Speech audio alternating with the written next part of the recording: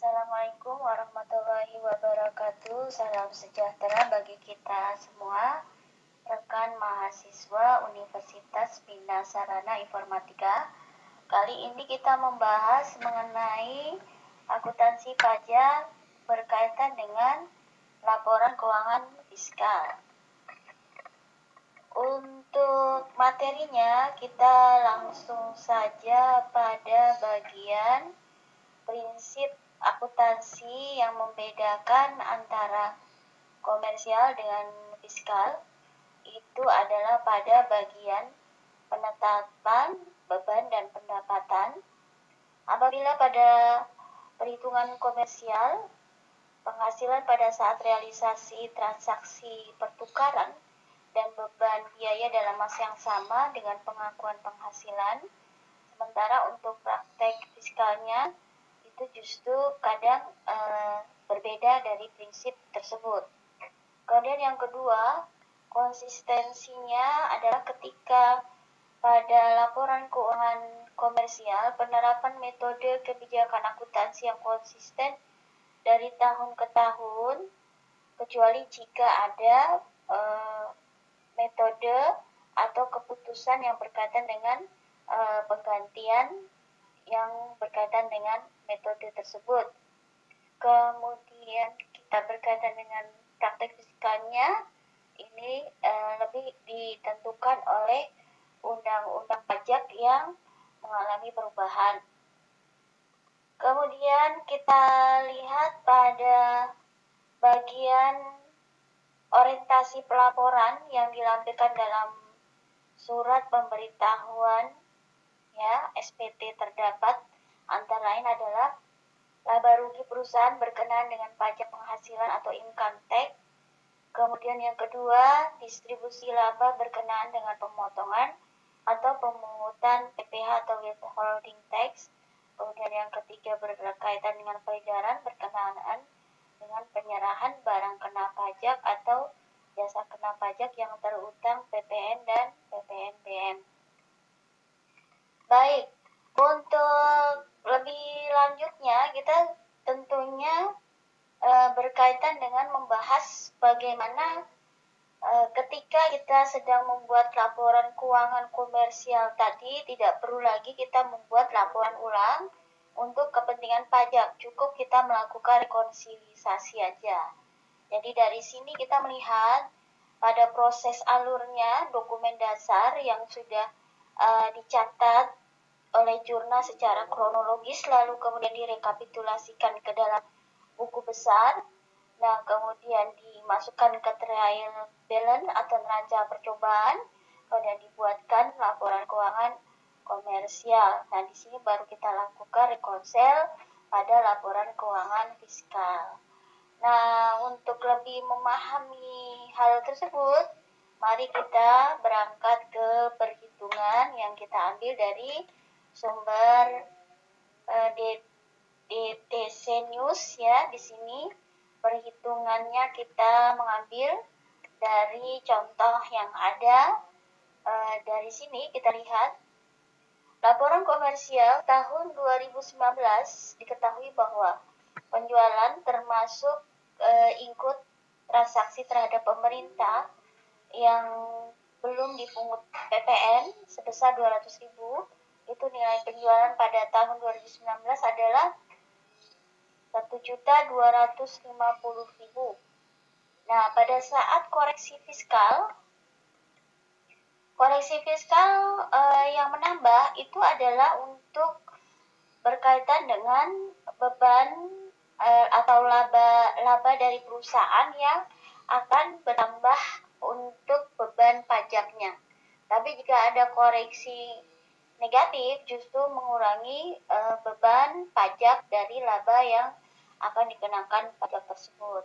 Nah, pada saat ini kita lihat penjualannya murni tidak ada koreksi antara koreksi fiskal positif dan negatif. Kemudian kita lihat perjalanan harga pokok penjualannya pada persediaan awal tahun 2019 itu sebesar 200.000. Kemudian terjadi pembelian selama tahun tersebut adalah 1 juta. Kemudian setelah akhir bulan Desember 2019 itu setelah dilakukan stock option itu adalah 720.000.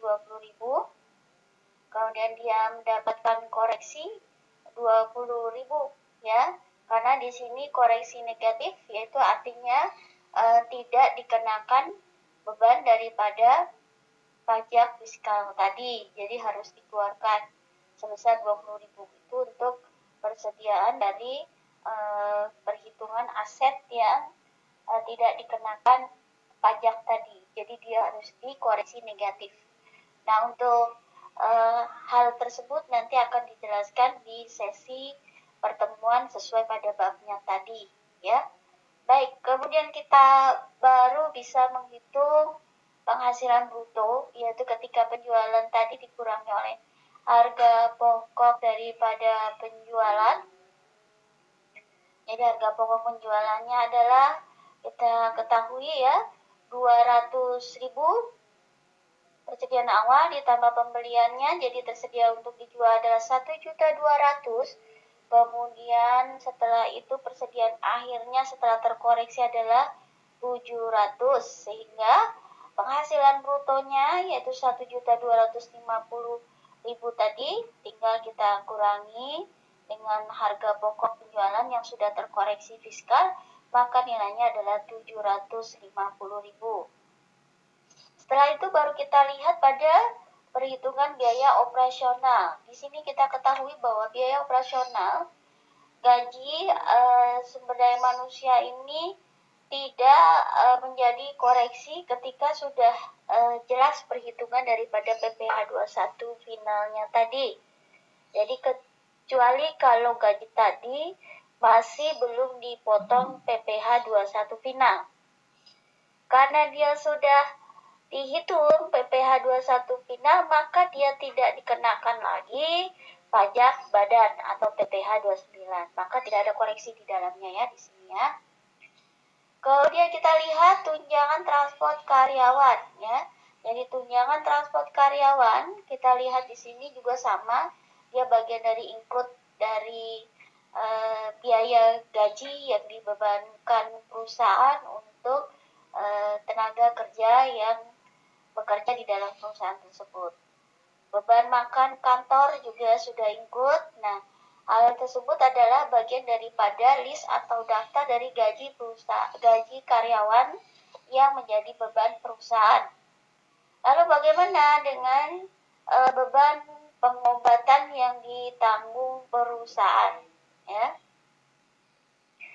Jadi kita lihat bahwa beban pengobatan yang ditanggung perusahaan seperti BPJS, kemudian asuransi dan sebagainya adalah sesuatu yang sangat wajib selain daripada gaji tadi. Tapi kalau gaji itu wajibnya bersifat kumulatif, artinya ketika karyawan tersebut tidak masuk kerja, jika kebijakan gajinya dihitung harian, di dalam harian itu ada gaji pokok, ada tunjangan transport, dan ada tunjangan makan, maka karyawan tersebut tidak mendapatkan gaji apabila dia bolos 1 hari 2 hari, maka gaji 1 hari 2 hari tidak masuk kerja itu tidak diperoleh. Apabila gaji dihitung secara gaji pokok bulanan, maka di situ yang hanya dia terima adalah gaji pokok. Tapi untuk tunjangan transport dan beban makan itu tidak peroleh.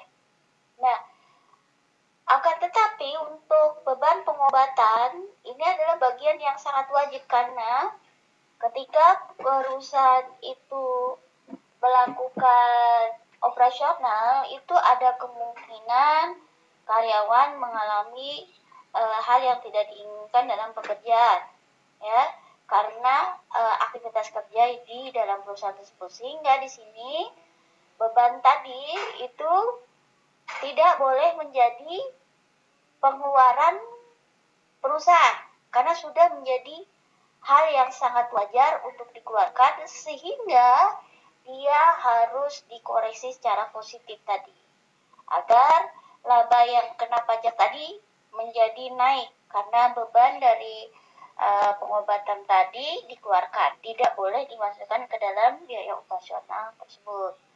Nah, ini sudah diatur oleh Undang-Undang Perpajakan pada pasal 9 ayat 1.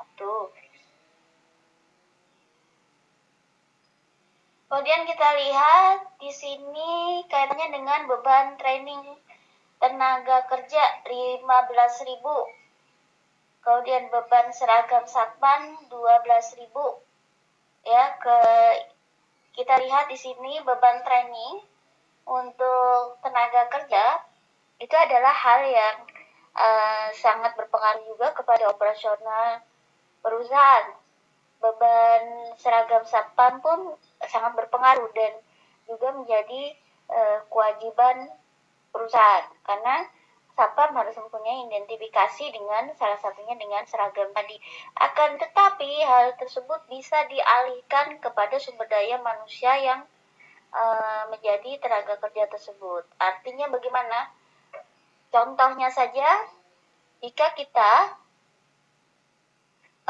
dalam arti sebagai tenaga auditor di perusahaan atau tenaga daripada satpam misalnya ya, sebagai security, tingkat keamanan, menjaga keamanan. Nah, di situ berarti kita biaya seragam itu bisa kita bebankan kepada perusahaan, bisa pula dibebankan oleh pribadi daripada sumber daya manusia, atau bisa juga dibebankan oleh pihak ketiga yang merenggut tenaga kerja tersebut. Sehingga dalam hal ini diperbolehkan beban tersebut menjadikan bagian daripada biaya operasional perusahaan. Karena di sini ada pihak penanggung. Pihak penanggungnya bisa sumber daya manusia tersebut yang bekerja, atau perusahaannya, atau pihak ketiga. Dalam hal ini outsourcing ya, yang merekrut pegawai tersebut untuk bekerja di perusahaan tersebut. Sehingga ada pilihan tersebut, sehingga di sini tetap dia stay pada biaya operasional dimasukkan ya. Kemudian beban sanksi administrasi pajak. Kita ketahui bahwa sanksi itu terjadi karena adanya keterlambatan ataupun ada kesalahan hitungan, sehingga tidak bisa dimasukkan ke dalam biaya operasional perusahaan, karena itu terjadi karena kesalahan daripada pihak perusahaan yang sehingga mendapatkan sanksi administrasi tersebut. Baik, sekarang kita lihat berarti bagaimana di sini. Berarti kita harus keluarkan menjadi bukan biaya operasional perusahaan, sehingga dia harus dikoreksi positif fiskal. Nah, di situ sudah diatur juga di pasal 9 ayat 1. Kemudian beban bunga pinjaman.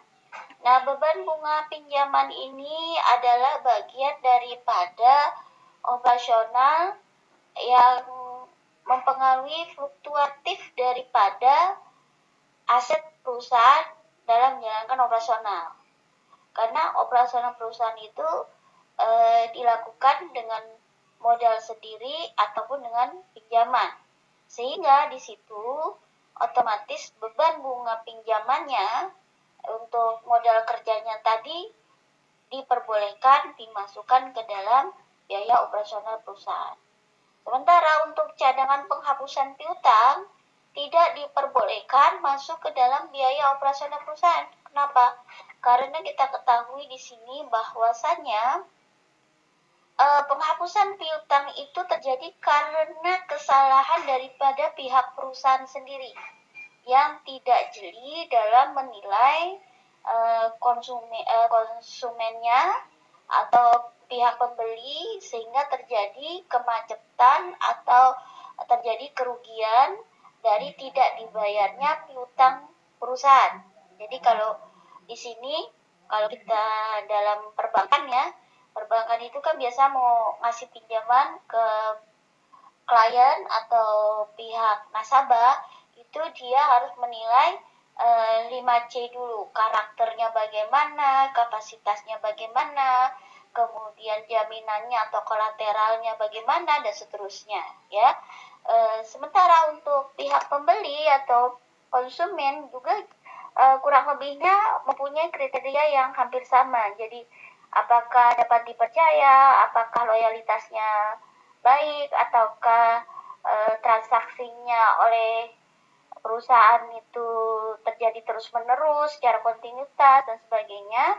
Sehingga ketika terjadinya kesalahan atau terjadinya kerugian, penghapusan piutang tadi itu adalah pihak perusahaan yang terjadi karena kesalahan kerja daripada pihak perusahaan, sehingga tidak diperbolehkan menjadi biaya operasional perusahaan.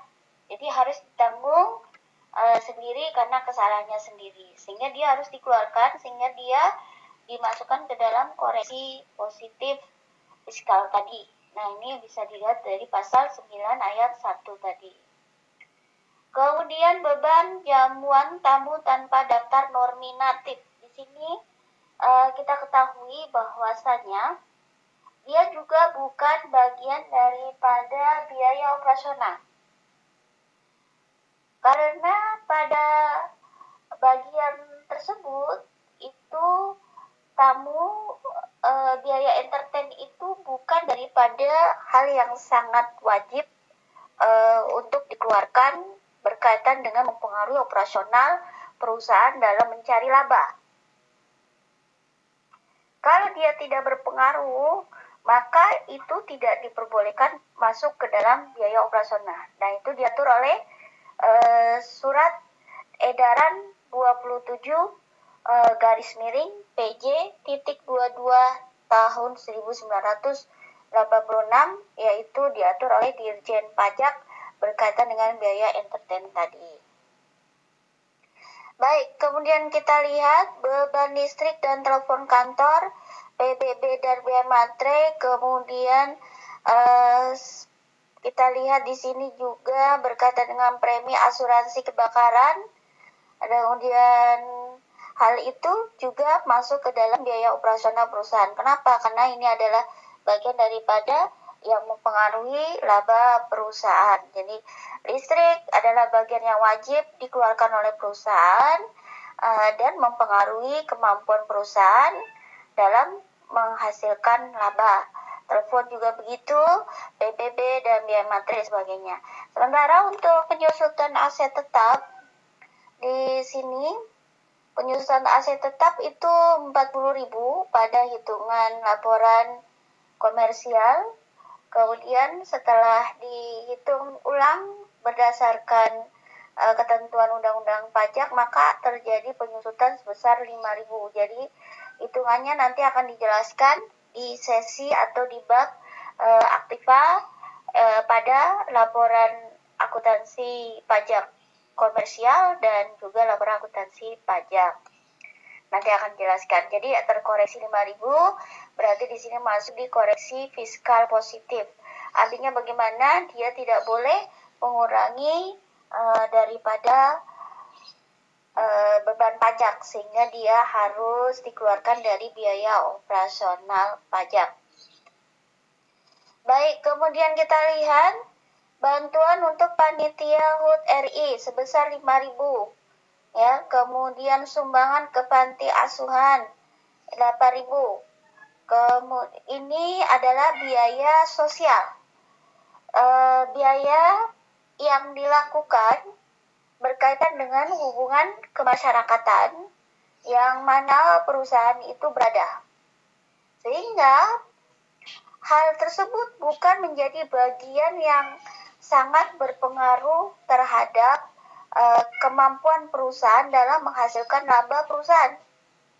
Karena ini berkaitan dengan biaya sosial yang wajib dikeluarkan sebagai biaya yang mana kita berada di suatu tempat, ya, tetapi bukan menjadi bagian daripada yang mempengaruhi operasional perusahaan.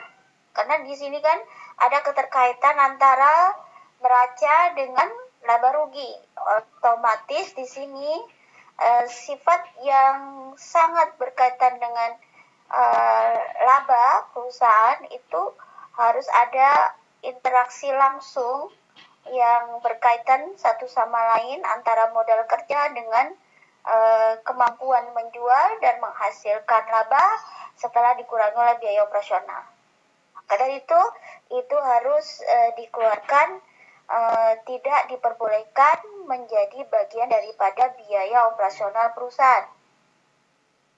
Jadi di situ harus dikoreksi secara positif. Artinya jika koreksi fiskal positif, artinya dia tidak boleh dikeluarkan, tidak boleh menjadi beban perusahaan sehingga harus dimasukkan lagi menambah laba kena pajak, ya, sehingga disinilah yang akan menambah pajak, besarnya pajak tadi. Nah, ini adalah salah satu bentuk koreksi fiskal positif dan negatif tadi. Baik rekan mahasiswa, jadi kalau kita melihat rekonsiliasi, berarti kita harus melihat dulu laporan keuangan komersial ini harus kita bedakan mana yang berkaitan dengan pendapatan dan biaya yang membedakan antara komersial dengan fiskal tadi, sehingga mempermudah Ananda untuk mengerjakan proses dari pembukuan akuntansi pajak tersebut. Baik, demikian temu kita kali ini. Untuk lebih lanjutnya, nanti kita akan bahas di bab-bab lain berkaitan dengan hitungannya, termasuk penyusutan aset tetap yang membedakan antara akuntansi komersial dengan akuntansi pajak. Salam sejahtera, salam sehat. Wassalamualaikum warahmatullahi wabarakatuh.